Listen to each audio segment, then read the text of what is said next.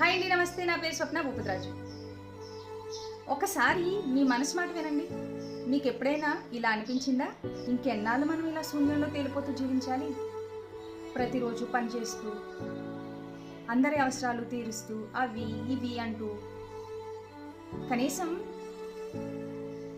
మన పనికి ఏమన్నా అర్థం ఉందా?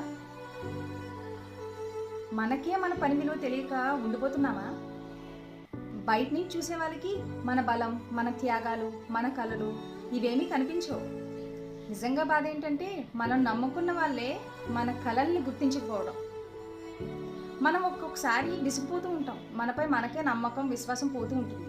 నిజంగా నేను ఏమైనా మార్పు తేగలనా?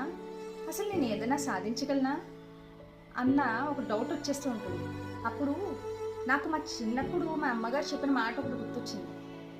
నిన్ను నువ్వు ఆపుకోకమ్మా, నీ తల వంచుకోకు. నీ ఒక్క మాట, నీ ఒక్క చిరునవ్వు కూడా ఎవరో ఒకరికి జీవితం ఇస్తుంది. అందుకే ఆ బాధని నేను బలంగా మార్చుకుని స్వప్న స్పీక్స్ అని నా గొంతుతో, నా మాటలతో ఎవరికైనా ధైర్యం ఇవ్వాలనుకుంటున్నాను. మీరు కూడా మౌనంగా ఉండిపోకండి. మీ గొంతు ఎవరికైనా వెలుగు కావచ్చు. ఒక్కసారి ప్రయత్నించి చూడండి. మీ జీవితం లోకాన్నే మారుస్తుంది. కానీ ముందుగా మిమ్మల్ని మీరు నమ్మాలి.